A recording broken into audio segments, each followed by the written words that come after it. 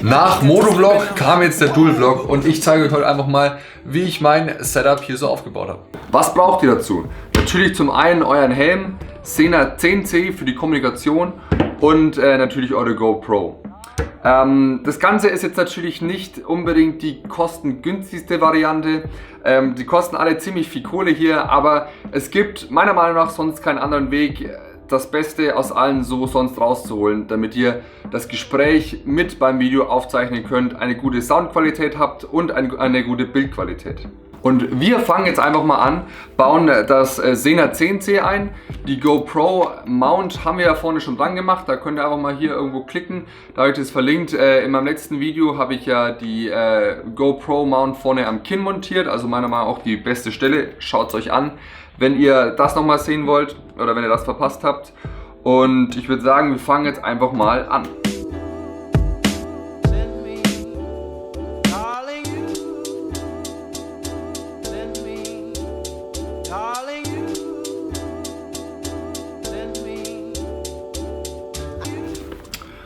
Und gut ist. So habt ihr dann quasi euer Sena montiert. Vorne macht ihr dann natürlich noch die GoPro.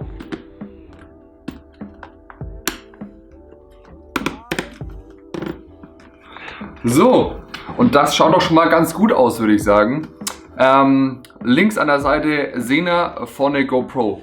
Ist natürlich ziemlich viel am Helm. Und für jemanden, der es nicht gewöhnt ist, so viel am Helm zu tragen, ist es auch in der ersten Zeit ein bisschen ungewohnt, ein bisschen komisch und sicherlich auch ein bisschen störend. Ich habe mich jetzt schon so weit dran gewöhnt, dass ich sagen muss, mir fällt das ganze Zeug gar nicht mehr auf, was ich so am Helm dran habe. Aber am Anfang definitiv. Jetzt würde ich sagen, komme ich mal ein bisschen zum Technischen, wie ihr das Ganze löst, dass ihr einen Dual-Vlog aufnehmt und natürlich auch die Stimme von euren Kollegen mit drauf habt. Also, zum einen macht ihr natürlich euer Sena an. Dann natürlich eure GoPro an.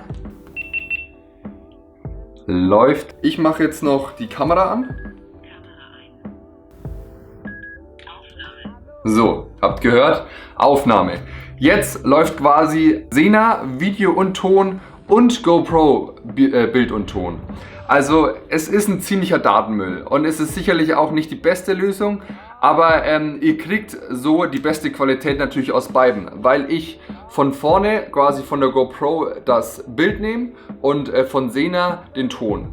Sprich, der Ton kommt dann quasi unten vom Mikrofon vom Sena wieder raus.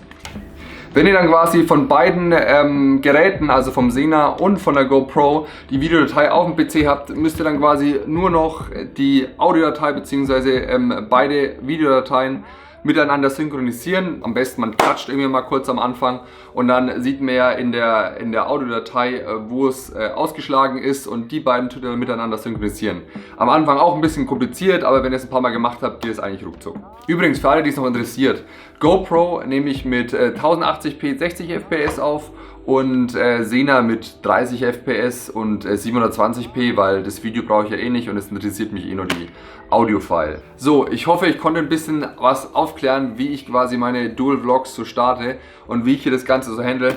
Ich weiß, es ist ein bisschen teurer, aber es ist auf jeden Fall definitiv die beste Qualität, die ihr so rausholen könnt. Schreibt doch einfach mal in die Kommentare, wenn ihr noch irgendwelche Fragen dazu habt. Kann ja auch immer sein, dass ich irgendwas vergesse.